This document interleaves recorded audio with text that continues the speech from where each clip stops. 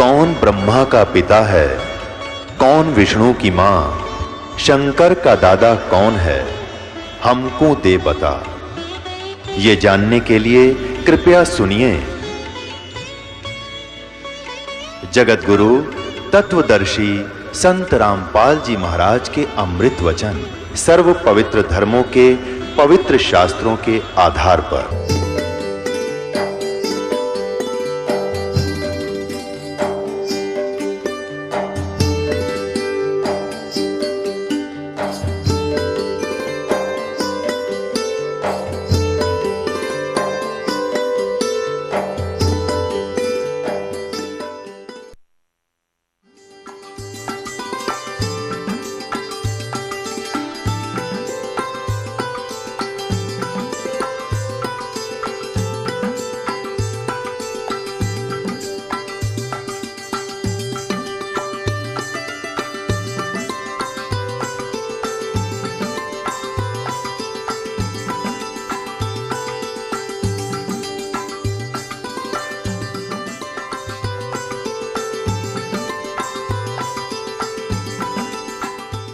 जो आदमी घना दुखी हो जाता है तो अपने आप कहता है बुद्धिमान व्यक्ति कि भाई मैंने पिछले जन्म में घने पाप कर रखे, मैंने पिछले जन्मों में घने दोष कर रखे, अपराध कर रखे, आज मेरे ऊपर आपत्ति पर आपत्ति आ रही है, मेरा राम रूस गया। और जिसके सब सुख हैं, अच्छी व्यवस्था है, बच्चे भी ठीक हैं, पूरी संतान संपत्ति है, तो आम व्यक्ति भी नो क्या करें, भाई ये तो घना पुण्यकर्मी प्राणी है, यानी घने अच्छे कर्म कर रहा है पिछले जन्म। तो पुण्यात्माओं, अब पुण्य से तो सुख है और पाप से दुख है।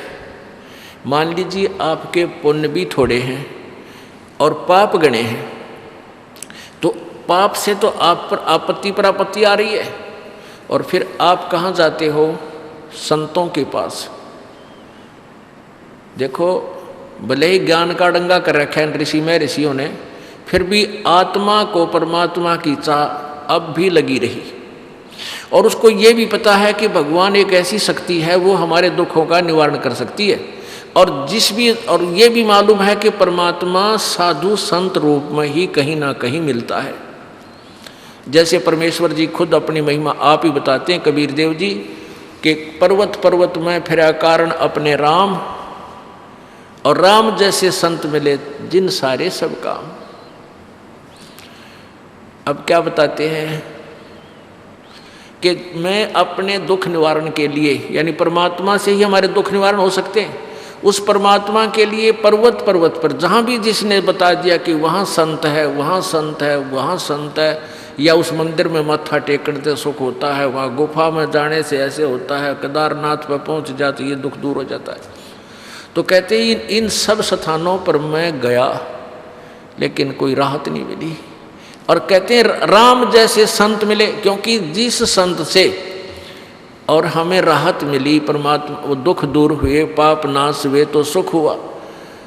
तो कहते हैं राम जैसा संत मिले जिन सारे सब काम। तो इतना भी ज्ञान है कि परमात्मा की प्राप्ति संत, परमात्मा से मिलने वाले राहत संत के माध्यम से ही मिलते हैं। तो इससे परमात्मा खुद ही अपनी महिमा बताते हैं कि संत साहिब के लाडले, ये जो संत जो होते हैं, भक्त जो संत होते हैं, जो परमात्मा के जो संत होते हैं, यानी जो परमात्मा ही संत रूप में आता है, तो वो उससे हमें सब सुख होते हैं। तो उसको कहते हैं, उसने एक कहूँ या दो, वो जिस संत से हमारे काम ठीक हो गए उसने भगवान कहूँ या परमात्मा कोई और मानो, यानी और परमात्मा भले ही हो, परंतु हमने जिस संत से सुख मिले हमारे लिए, तो वो भगवान हो गया, और वही परमात्मा के गुणों से युक्त है। तो पुण्यात्माओं, परमेश्वर भी कहते हैं, गुरु मानस कर जानते ते नर कहिए अंध, महादुखी संसार में आग गई अब के फन। अब यहाँ दो प्रकार, दो सतिथि होती है। एक तो परमात्मा स्वयं आता है, जैसे 600 वर्ष पहले परमेश्वर कबीर देव जी आए थे, और उनके संपर्क में जो भी व्यक्ति आया उसको इतना सुख दिया मालिक ने कि वो गुण गाता नहीं थकता था। और जिस कारण से 64 लाख शेष हो गए थे उस परम पिता परमेश्वर कबीर देव के, उस जुलाहा कबीर के काशी में, बनारस में, जबकि ना कोई मीडिया था हिंदुस्तान में, ना कोई प्रचार का माध्यम था, ना कोई और सिस्टम था। उस परमात्मा के इतनी सुख दिए उस मालिक ने उन बच्चों को कि उन्होंने जगह जगह जा कर के दुनिया को बताया, क्यों दुखी हो रहे हो, आ जाओ हमारे गुरुदेव के पास, ले लो उपदेश। तो ऐसे जो भी सच्चे नियत दुखी आदमी, क्योंकि पहले अच्छी आत्मा बहुत थी, परमात्मा से डरने वाले थे। अब तो हम कति बिगड़ दिए कि मैं सिनेमा में सांग देख कर, कि मैं बकवादियाँ की कथा सुन कर, इनकी नकली संतों की थ्योरी सुन सुन कर, और क्यों कुछ अब इस समय में शिक्षा होगी, शिक्षा से कुछ नौकरी अच्छी होगी, कोई बिजनेस ठीक हो गया, ट्यूबल टैबल की व्यवस्था लग गई, खूब धन होने लग गया, भगवान से सैकड़ों कोस दूर हो गए हम। माया भगवान से 100 कोस दूर कर देती है। इसलिए परमात्मा कहते हैं राम रट दारिद्र बला टूटी घर की छान, और वो सुंदर महल किस काम के जहाँ भक्ति नहीं भगवान। तो जो भी दुखी आता था, छल कपट नहीं होता था। अब यहाँ नाम भी ले लेता है व्यक्ति तो भी 2 साल तक तो उसके मन का दोष नहीं जाता। उसकी पुरानी सोच कुछ न कुछ अड़ी रहती है, ऐसा नहीं होना चाहिए, ऐसा कैसे कह रहे, ऐसा नहीं हो सकता। और जब तक अग्रम अग्रम है दिमाग में, इतनी राहत कब मिलेगी भगवान की। जिस दिन आप सच्चे समर्पण कर दोगे कि जो संत जी शब्द बोल रहे हैं वो फाइनल है और सत्य है, और आपके मन में कति दोष नहीं आता है, तो इतने लाभ शुरू हो जाएंगे आप सोच नहीं सकते। क्योंकि हम इतने भर दिए, काल ने हमें भक्ति से और भगवान से सैकड़ों कोष दूर कर दिया, इतना अंदर हमारे अंदर जो गंध भरवा दिया, कुछ सांग सिनी में देख कर कुछ वैसी बकवादियाँ भर के। तो वो चाहता था कि ये भगवान की भक्ति के योग्य ना रहे, लेकिन परमात्मा में वो परम शक्ति है कि ये मांझ दो का हमने अपने योग्य भी करेगा और मोक्ष भी देगा। क्योंकि हम कबीर जी के बालक हैं, हम सभी जितने भी मजहब धर्म हैं, सभी बच्चे उसी परमपिता एक परमात्मा की संतान है। इस काल ने हमें भ्रमित करके डिवाइड कर दिया।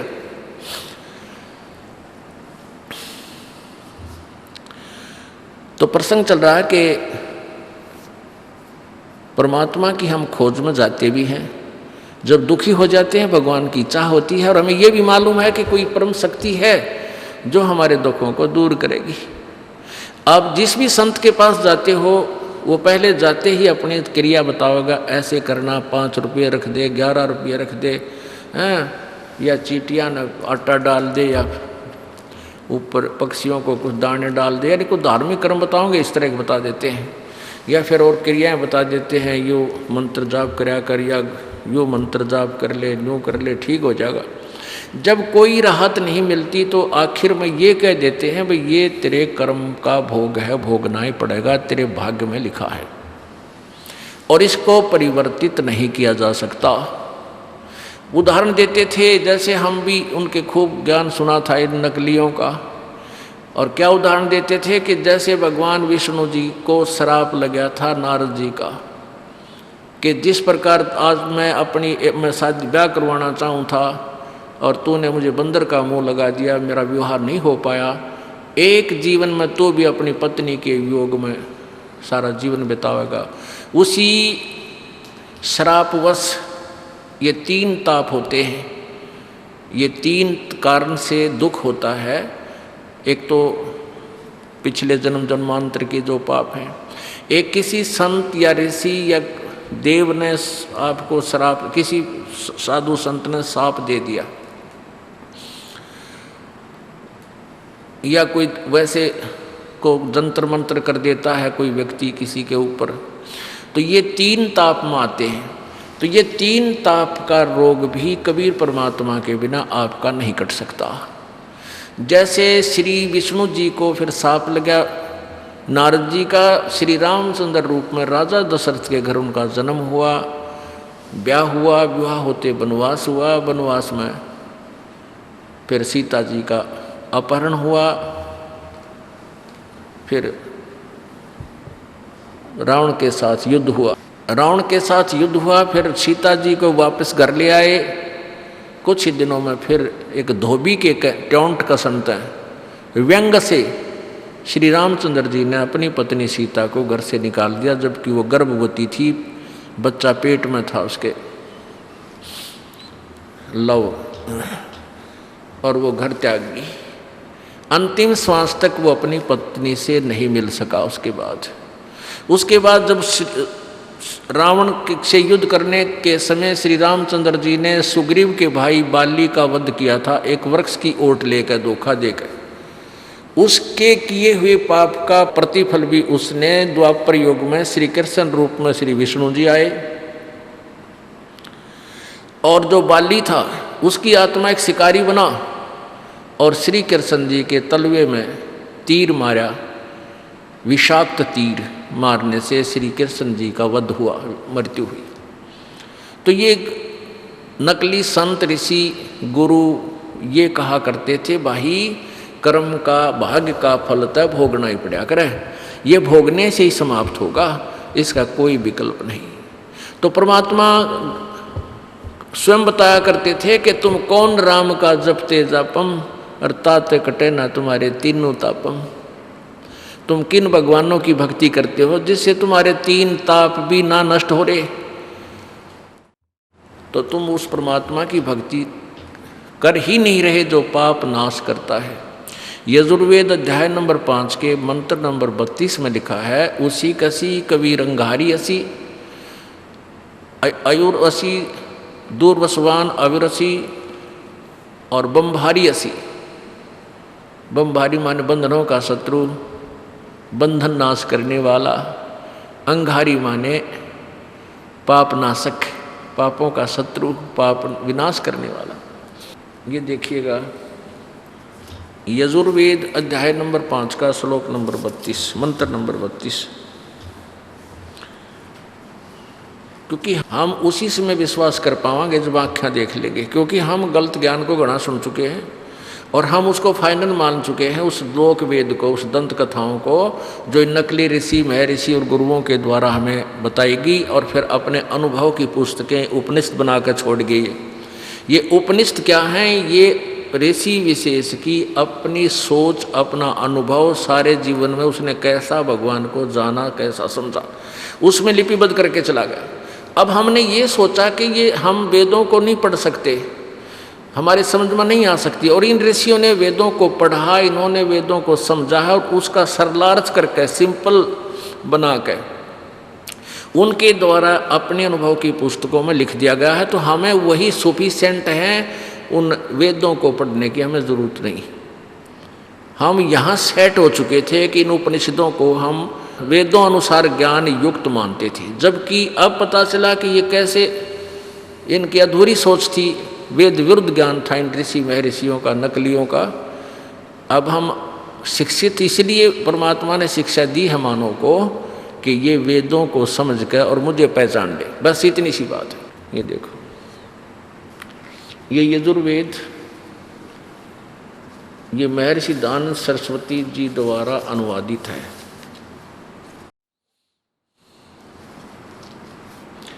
प्रकाशक है सार्वदेशी कार्य प्रतिनिधि सभा 2/5 महर्षि दयानंद भवन, रामलीला मैदान, नई दिल्ली। यजुर्वेद आर्य भाषा भाष्य संपूर्ण 40 अध्याय, महर्षि दयानंद सरस्वती कृत। मुद्रक है prince offset printers, 1510 Pataudi house, Daryaganj, New Delhi. ये इनके फैक्स फोन नंबर है। अब देखो अध्याय नंबर 5 का और श्लोक नंबर 32, मंत्र नंबर 32।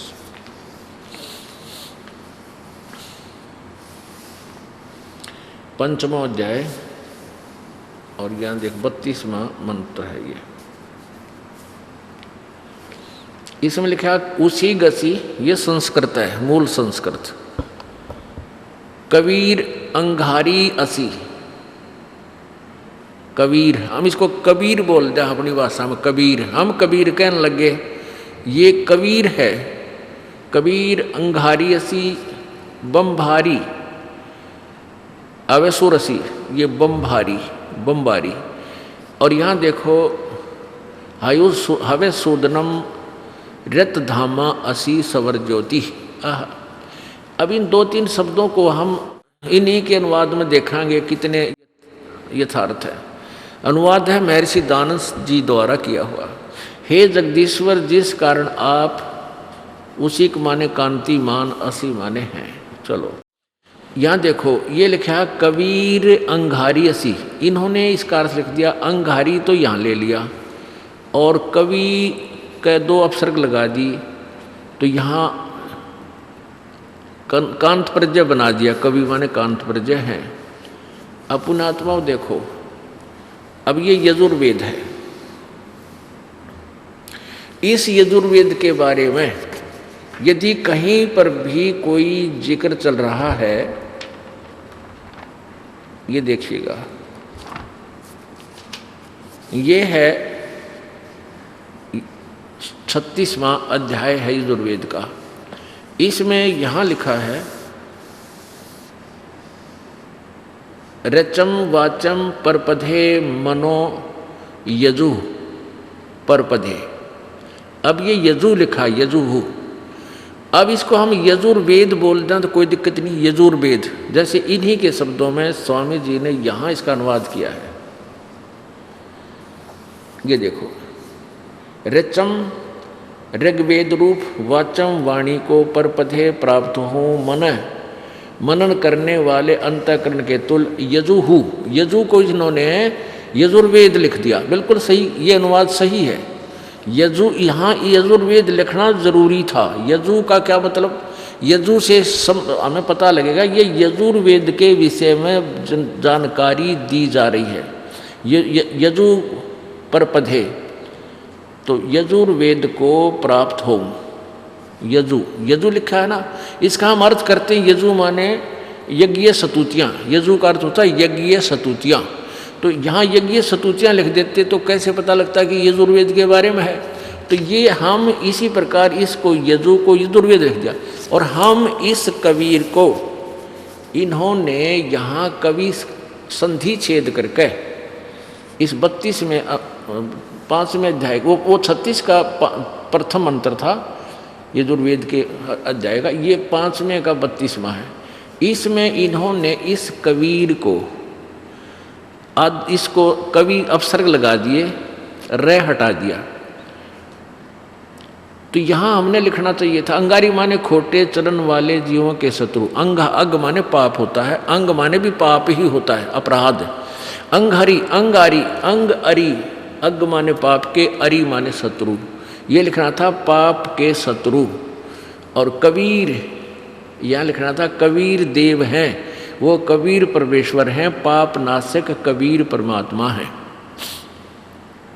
यहाँ कबीर देव लिखना था। कबीर, हम कबीर साहब कहें हैं, कबीर, हम वह को वह बोलते हैं, वेदों को वेद बोलते हैं हम, तो अपनी भाषा में इस कबीर देव को हम कबीर साहब कहने लगे। आगे देखो, और बमभारी, ये देखो ना, कबीर अंगारी असी, बमभारी असी, बमभारी अवेसुर असी, इन्होंने बमभारी का अर्थ बंधन के शत्रु, अरि माने शत्रु, बम माने बंधन, तो अंग माने पाप, अरि माने शत्रु, पाप के शत्रु, पाप नाशक, पाप विनाश करने वाले, बंधन के शत्रु, बंधन काटने वाले, बंधन का नाश करने वाले, हम उनको बंदी छोड़ के हैं, जो बंद से छुड़ाने वाले।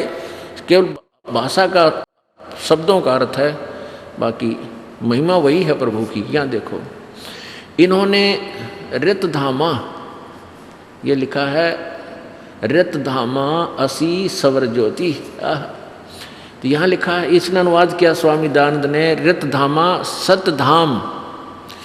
अब धाम कहो चाहे लोक कहो चाहे स्थान कहो, सत्य कहो अविनाशी कहो शाश्वत कहो, तो सतधाम कहो चाहे सतलोक कहो, वो परमात्मा सतधामा सतधाम वाला है, सतलोक वाला है, सतलोक युक्त है, असी माने है। और सवर ज्योति का अर्थ होता है स्वयं प्रकाशित, ये अनुवाद ठीक नहीं है। सवर ज्योति, स्वयं ज्योति, सवर ज्योति, स्वयं प्रकाशित। यहाँ देखो, ऋतधामा असी सवर ज्योति, वो स्वयं प्रकाशित है, यानी तेजों में शरीर युक्त है, साकार है, और वो सतलोक में रहता है। ऋतधामा, ऋतधाम माने सतधाम, सतधाम कहो, सतलोक कहो, शाश्वत स्थान कहो, अविनाशी लोक कहो, वो वहाँ रहता है। पुण्यात्मा परमात्मा पाप नाश करता है, और वो है कौन, ये भी नाम बता दिया, कबीर असी, वो कबीर देव है।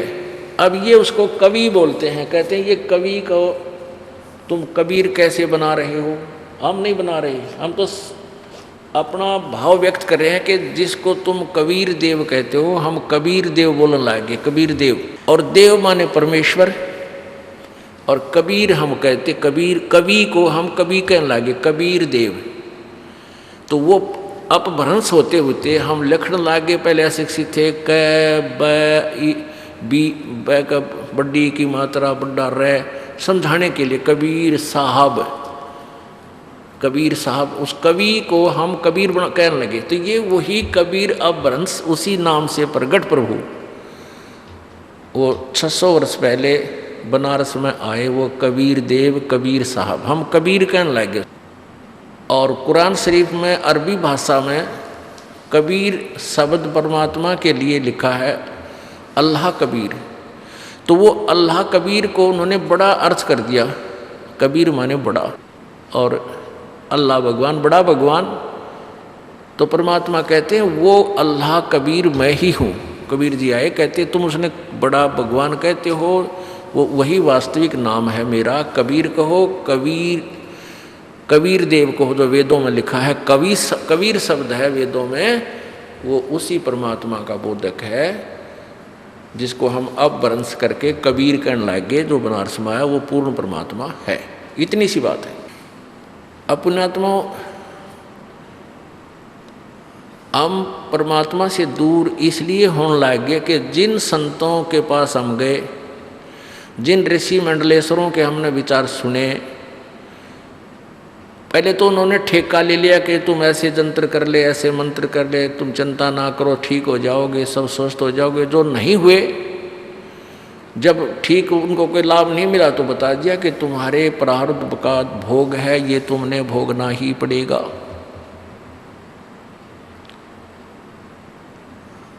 और भक्ति करो, भक्ति करते रहो, ये पिछला पाप तक कटे नहीं, आगे सुख हो जाएगी, आगे तुम्हें सुख हो जाएगा। अरे भले आदमी हो, पैर में कांटा लग गया हो, किसी के पैर में कांटा लगा हो, कांटा लगे पैर में जूता नहीं पहन सकता आदमी। कोई किसी के पास जावे, वो देख दाख के ये बता दे, वो कहे कि मेरे पैर में बहुत पीड़ा हो रही है, तो उसने देखा, पैर को धो मांझ साफ करके देखा, बताया कि तेरे पैर में कांटा लगा है, जिस कारण से तुझे पीड़ा है। ये तो उसने बता दिया बुद्धिमान ने, और उसके पास कोई साधन हो नहीं, वो ये कहे कि कांटा तो निकल नहीं सकता, अब जूता पहन ले, आगे कांटा नहीं लगेगा, और जूते की दुकान खोल रहा हो। तो पुण्यात्माओं, कांटा लगे पैर में, कांटा लगे पैर में जूता पहना नहीं जा सकता। पहले तो कांटा निकले, कांटा निकले, और फिर वो उसको सलाह दी जाए कि आगे जूता मत निकालना, नहीं तो इतना दुखी फिर हो जाएगा। तो फिर वो कभी उस जूते को लापरवाही से निकाल कर नहीं फेंकेगा, वो पहन कर चलेगा। तो ऐसे ही जो दुखी प्राणी आएगा, उसके पाप रूपी कांटे का समाधान होगा। फिर उसको आगे बताया जाएगा कि ये नियम भंग नहीं करना, परमात्मा की भक्ति आजीवन करते रहना, तो उससे हर स्वीकार करेगा। इस डर से भगवान की भक्ति रूपी जूता पहने रखेगा कि हे परमात्मा, कहीं फिर बिजली ना गिर जा, कहीं फिर वो आपत्ति ना आ जाए हमारे ऊपर, इसलिए वो कभी भक्ति नहीं छोड़ेगा। और जो आते मायाधारी मस्करे, नाम भी ले लेते हैं, कुछ दिन साधना भी करते हैं, फिर छोटी सी बात पर मरोड़ी खाकर चले जाते हैं, नियम भंग करते रहते हैं, लोक लाज को ज़्यादा देखते हैं, फिर वो छोड़ जाते हैं, वो चले जाते हैं, क्योंकि उनका कांटा ही लग गया ना है। और फिर कांटा लगेगा, कट्ठे 3-4 बैठ जाएंगे पैर में, फिर रोएगा मुँह टांग पकड़ के, और फिर उसके पास समाधान तो यही है, क्योंकि औजार सारे हमारे पास ही हैं, और तो किसी के पास कांटा काटने के कोई ना किसी के पास। तो सभी ने अपनी सोच की थ्योरी बना दी कि पाप नहीं कट सकते, क्योंकि उनके पास वो कांटा निकालने के औजार नहीं थे।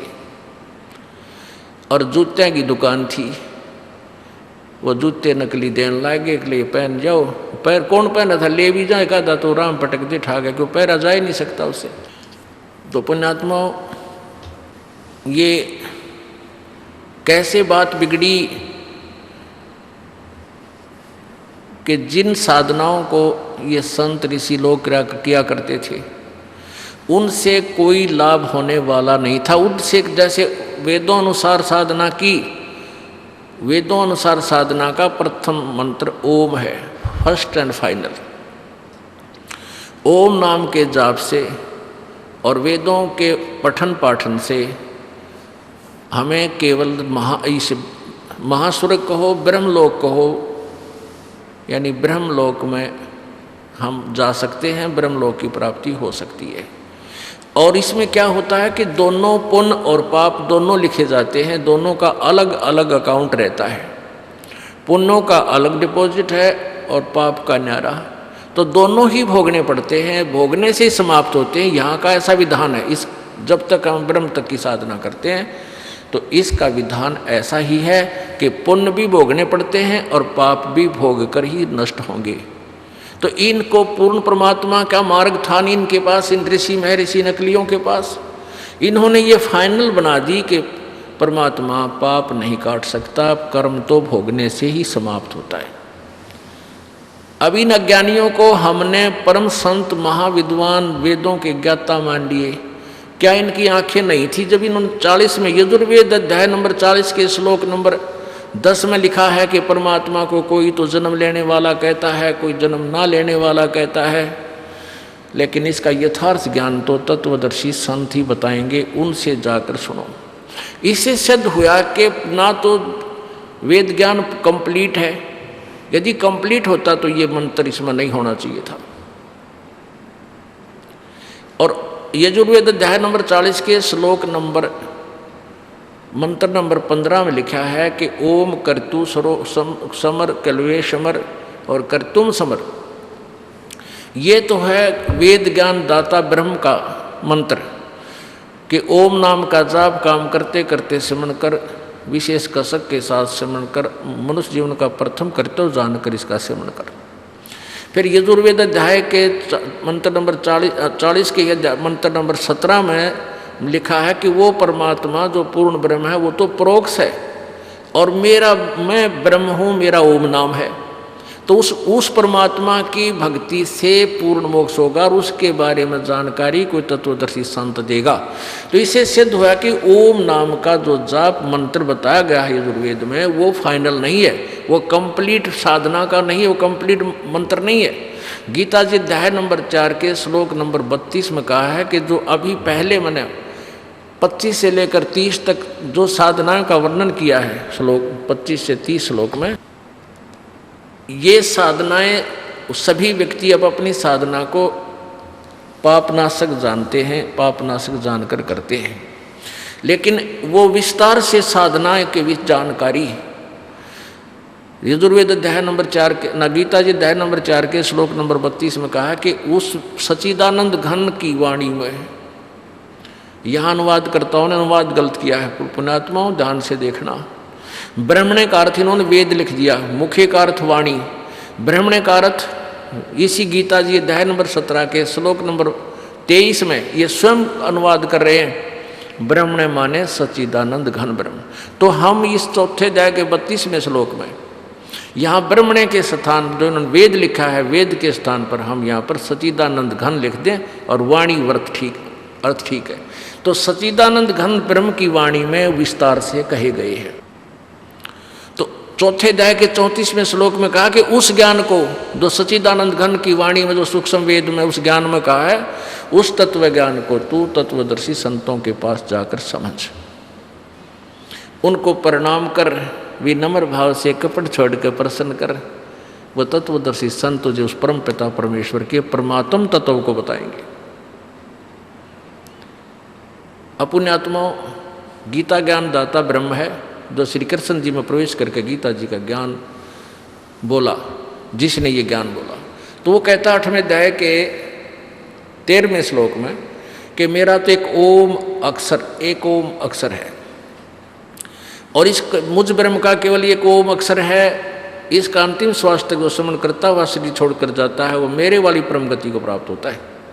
अपनी परम गति को 7वें अध्याय के 18वें श्लोक में कहता है मेरे ये ज्ञानी आत्मा है तो उद्धार ये मेरे तक ही ओम नाम के जाप से और मेरी साधना में लगे हुए हैं ये अनुत्तम घटिया साधना में लगे हुए हैं। ये अनुत्तम साधना है इनकी, घटिया साधना है। क्योंकि 18वें अध्याय के 62वें श्लोक में अर्जुन को कह रहा है ये गीता ज्ञानदाता कि तू सर्वभाव से उस परमेश्वर की शरण में जा जिसकी कृपा से तू परम शांति और शाश्वतम स्थानम, यानी रत धाम, शाश्वत स्थान कहो, रत धाम कहो, सतलोक कहो, अविनाशी स्थान कहो, उस अमर लोक कहो, उसको प्राप्त हो जाएगा। वहां जाने के बाद फिर कभी तेरी जन्म मृत्यु नहीं होगी। अपने बारे में गीता ज्ञानदाता कहता है 4थे अध्याय के 5वें और 9वें श्लोक में कि अर्जुन तेरे और मेरे बहुत जन्म हो चुके हैं, ना तू अविनाशी ना मैं अविनाशी, तू नहीं जानता मैं जानता हूं।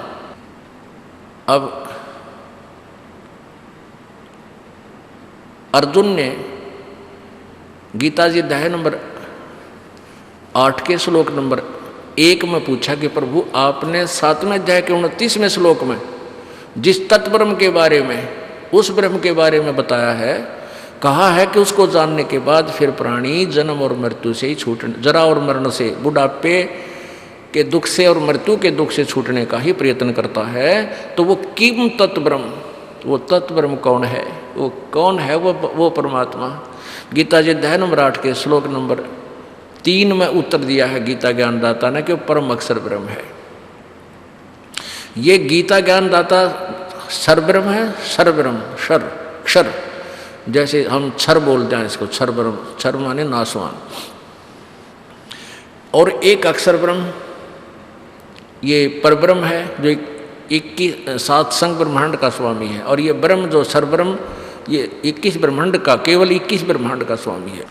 और परम अक्षर ब्रह्म जो 8वें अध्याय के 3 श्लोक में उत्तर दिया है गीता ज्ञानदाता ने, वो ओवरऑल कंट्रोलर, कुल मालिक है, परम अक्षर ब्रह्म। अब गीता अध्याय नंबर 17 के श्लोक नंबर 23 में उस परम अक्षर ब्रह्म को पाने का, उसकी प्राप्ति का मंत्र बताया है कि ओम तत्सत इति निर्देश है ब्रह्मण त्रिविध समर्थ है। ओम तत्सत ये उस ब्रह्मण माने सच्चिदानंद घन यानी परम अक्षर ब्रह्म के पाने का ये 3 मंत्र का जाप है। इसी का निर्देश है, निर्देश माने नथिंग एल्स, और उसके और कोई बात तक खत्म हो जाती है। ये आदेश है, ये निर्देश है, नथिंग, उसके पीछे कुछ नहीं बचता। अपने आत्मा एक और ध्यान रखना, विचार करना कि जो गीता ज्ञान दिया गया है, वेदों का ज्ञान दिया है, ये ब्रह्म ने दिया है, जो ब्रह्मा विष्णु महेश का पिता है। और जो वेद पुराणों का जो ज्ञान है, पुराणों में जो साधना लिखी है, वो ब्रह्मा जी द्वारा या अन्य किसी ऋषि द्वारा उनकी अपनी सोच है। तो जो वेदों से और गीता से नहीं मिलती, पुराणों का जो ज्ञान है वो यूजलेस है, वो भक्ति में कामयाब नहीं है, भक्ति के लिए नहीं है। बाकी अलग ज्ञान है, वो उन आप अपनी जो कथाएं सुना रखी हैं वो अलग कहानियां हैं। तो गीता जी अध्याय नंबर 8 के श्लोक नंबर 5 में और 7 में गीता ज्ञानदाता ब्रह्म कह रहा है कि मेरी भक्ति करेगा तो मुझे प्राप्त होगा, और युद्ध भी कर और मेरी साधना भी कर तो अंत समय में मुझे ही प्राप्त होगा। अध्याय नंबर 8 के श्लोक नंबर 6 में कहा कि एक नियम है अर्जुन, जो अंतिम समय में तक जिस भी के भाव में भावित रहता है, यानी जिस भगवान की भक्ति करता है तो उसी के को प्राप्त होता है। तो 8वें अध्याय के 8, 9, 10 3 श्लोकों में लिखा है कि उस परमात्मा सच्चिदानंद घन परम अक्षर ब्रह्म की साधना करेगा तो उसको प्राप्त होगा भक्ति की शक्ति से, यानी भक्ति करके ही वहाँ जाया जाएगा। उस यानी जो परम अक्षर ब्रह्म है उसकी साधना के विषय में गीता जी अध्याय नंबर 8 के श्लोक नंबर 8, 9, 10, 3 में बताया है। अपनी साधना ब्रह्म साधना 8वें अध्याय के 5 और 7 में कहा है। तो ये गीता के पढ़ने वाले ऋषि, मैं ऋषि मंडलेश्वर कहवाने वाले, वेदों के पढ़ने वाले, ये सारे अज्ञानी थे।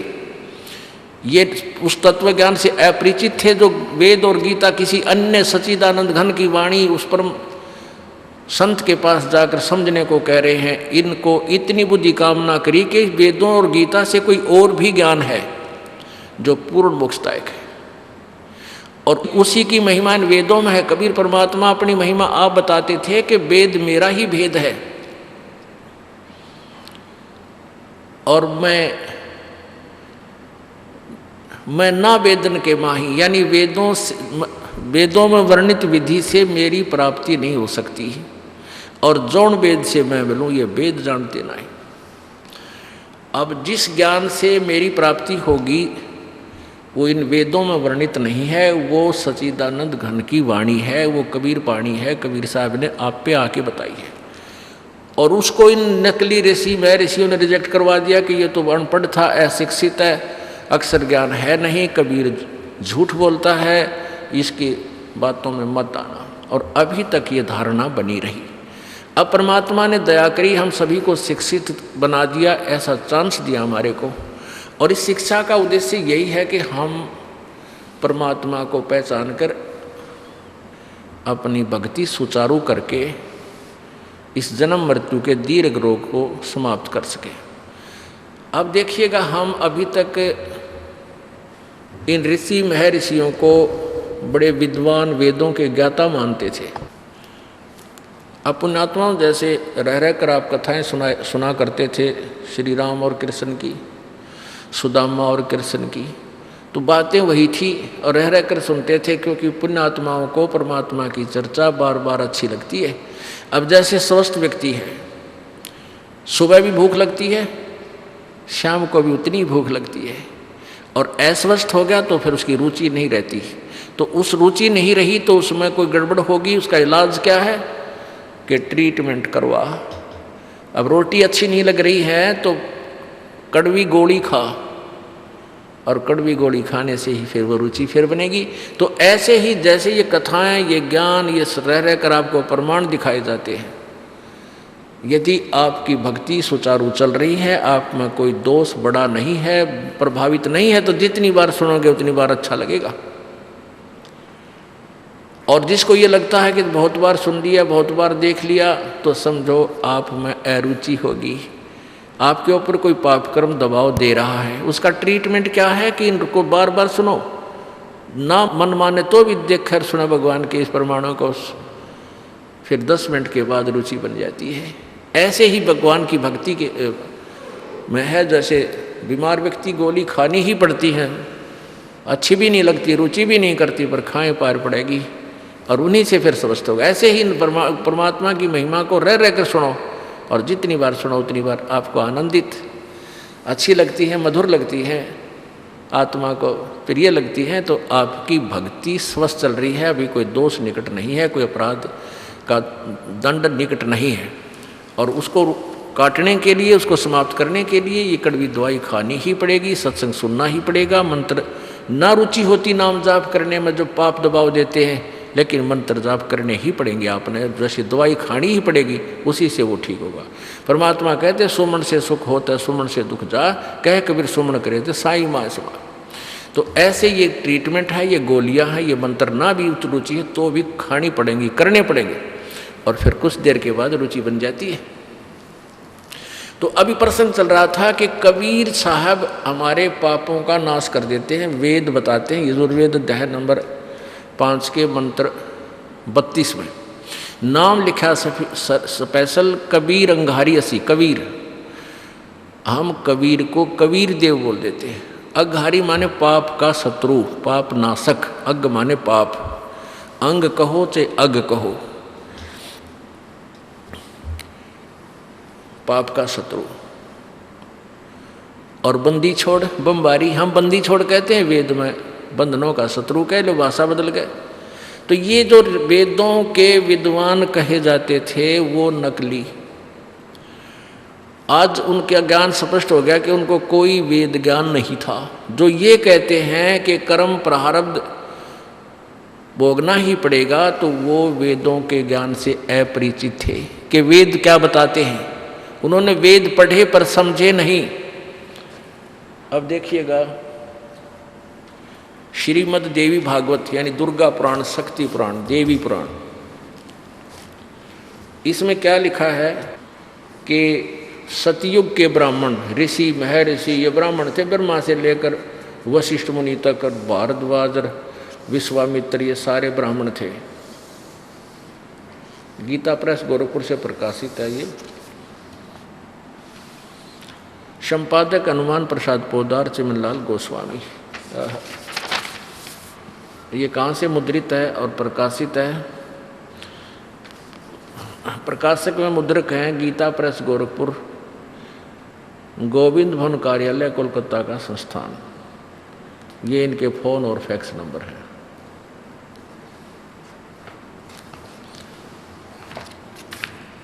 अब देखना इसके 414 पृष्ठ पे, ये छठा स्कंद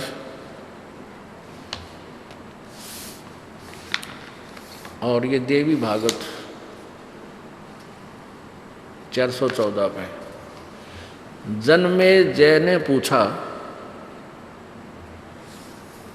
महाभाग किस युग में कैसा धर्म का स्वरूप है? इस संपूर्ण विषय को विशेष रूप से बताने की कृपा कीजिए। व्यास जी बोले। व्यास जी कौन है? राइटर ऑफ पुराण, इन पुराणों का लेखक है। ये क्या बता रहे हैं कि राजन, यह निश्चय है कि सतयुग में ब्राह्मण वेद के पूर्ण विद्वान थे। ये सतयुग के ब्राह्मणों का जिक्र है। उनके द्वारा निरंतर भगवती जगदम्बा की आराधना होती थी। भगवती का दर्शन करने के लिए उनका मन सदा ललायित रहता था। अब देखो, सतयुग के ब्राह्मण वेद के पूर्ण विद्वान थे और उनके द्वारा निरंतर भगवती जगदम्बा की आराधना होती थी, यानी वो दुर्गा की पूजा करते थे और वेद के विद्वान थे। अब भले आदमी, और दुर्गा कहती है कि तुम और पूजाएं छोड़ दो, एक ब्रह्म साधना करो। ये देखिए, ये है 562 पृष्ठ पे,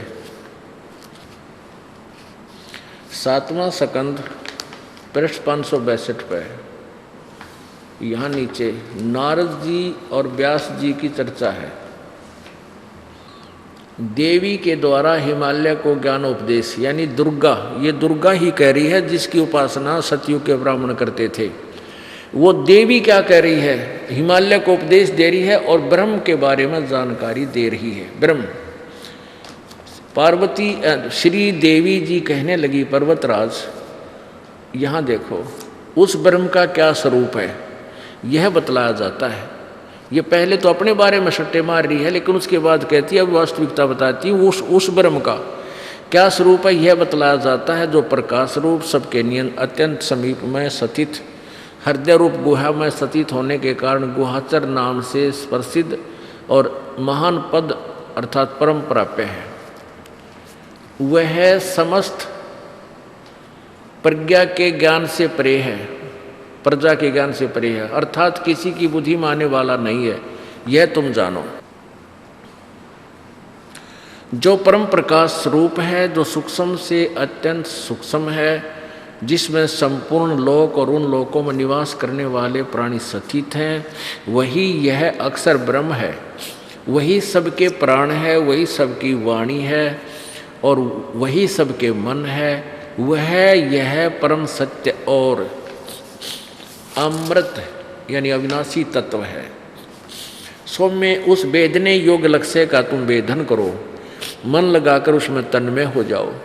सौम्य उपनिषद में कथित महान अस्त्र रूप धनुष को लेकर उस पर उपासना द्वारा तीक्ष्ण किया हुआ बाण संधान करो और फिर भावानुगत चित्त के द्वारा उस बाण को खींचकर उस अक्षर रूप ब्रह्म को ही लक्ष्य बनाकर वेदन करो। पर्वण यानी ओम तो धनुष है, जीवात्मा बाण है और ब्रह्म उसका लक्ष्य कहा जाता है।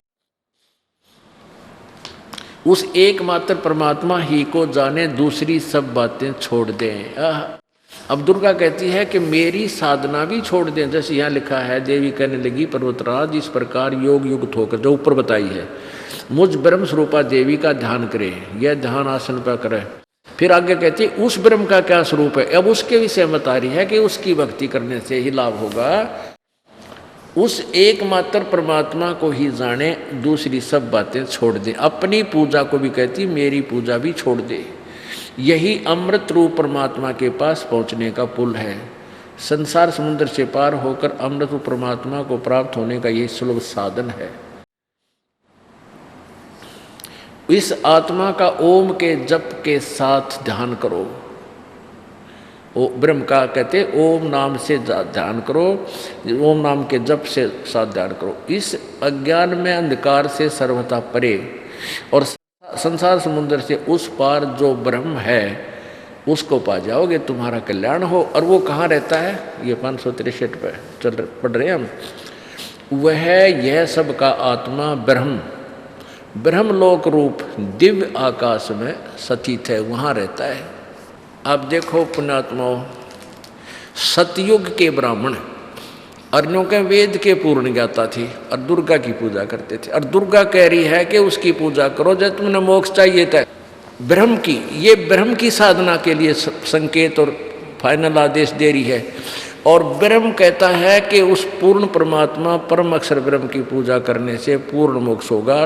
गीता जी अध्याय नंबर 18 के श्लोक नंबर 62 में कहा कि अर्जुन तू सर्वभाव से उस परमेश्वर की शरण में जा, जिसकी कृपा से तू परम शांति और शाश्वत यानी सनातन परम धाम अर्थात सतलोक को प्राप्त होगा। गीता जी अध्याय नंबर 15 के श्लोक नंबर 1 से लेकर 4 तक का भावार्थ है कि जो उल्टे लटके संसार रूपी वृक्ष है, जिसकी जड़ तो पूर्ण परमात्मा समझो तीनों गुण रूपी शाखा है, रजगुण ब्रह्मा सतगुण विष्णु तम गुण शिव जी। और जो शांति सारे उल्टे लटके संसार रूपी वृक्ष के विषय में जानकारी आपको अलग अलग बताएगा। तना कौन भगवान है, शाखा कौन है, डार कौन है और पत्ते क्या हैं, तो वो तत्वदर्शी संत है, वो पूर्ण परमात्मा को जानने वाला है, वो वेद का ज्ञाता है, वेदवित है। तत्वदर्शी संत की पहचान भी बताई है। फिर बताया कि उसके पश्चात जब तत्वदर्शी संत मिल जाए तो तत्व ज्ञान रूपी शस्त्र के द्वारा इस उलझे हुए अज्ञान को काट के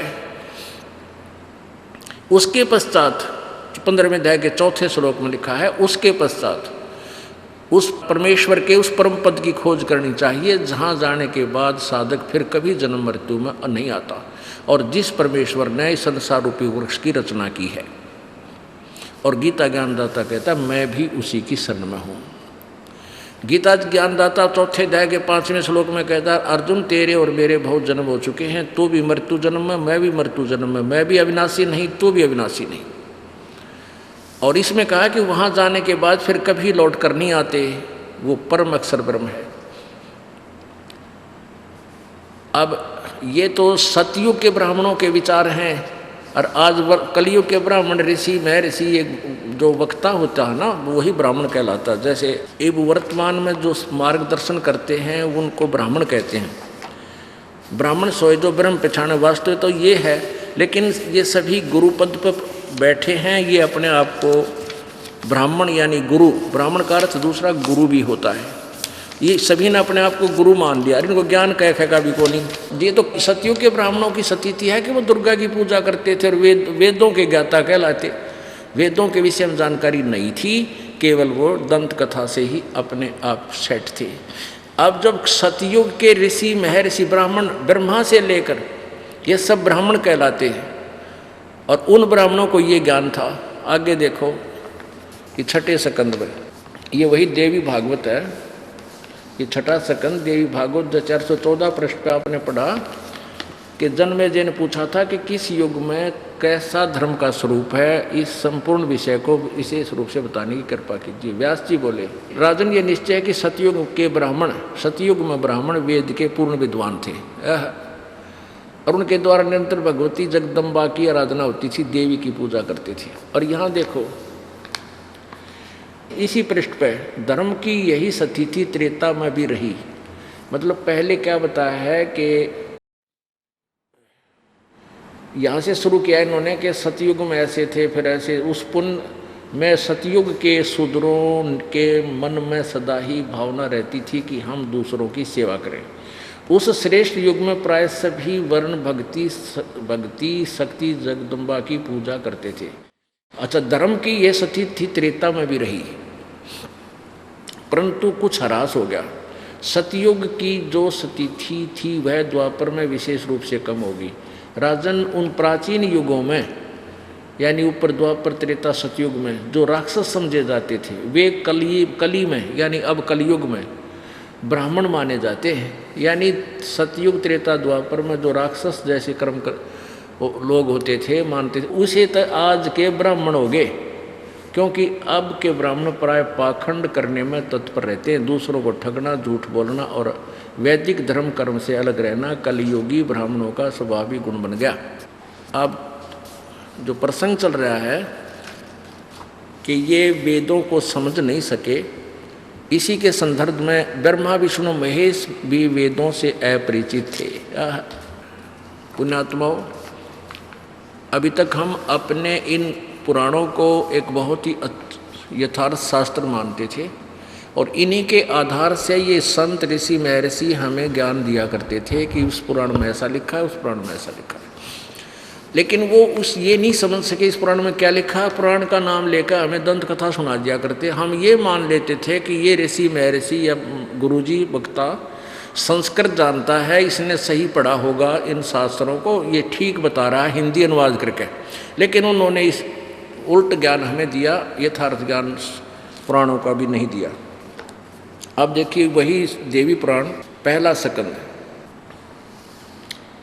देवी पुराण गीता प्रेस ग्रुप से प्रकाशित वही पुराण है। ये 28 पृष्ठ पे है। इनकी वार्ता देखिए।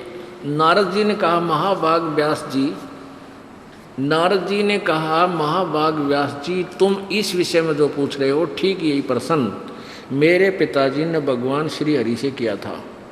देवाधिदेव भगवान जगत के स्वामी हैं। लक्ष्मी जी उनकी सेवा में उपस्थित रहती हैं और दिव्य कौस्तुभमणि उनकी शोभा बढ़ाती है। ये सारा उनका, वे 4 भुजाएं हैं, वक्ष सतल पर श्रीवत्स का चिन्ह चमकता रहता है।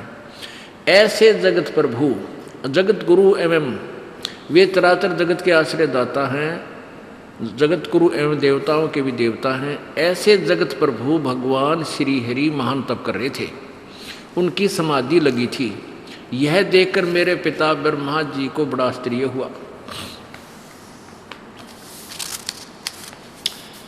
अतः उन्होंने यानी ब्रह्मा जी ने उनसे श्री विष्णु जी से जानने की इच्छा प्रकट की। ब्रह्मा जी ने पूछा, प्रभु आप देवताओं के अध्यक्ष, जगत के स्वामी, भूत भविष्य एवं वर्तमान सभी जीवों के एकमात्र शासक हैं।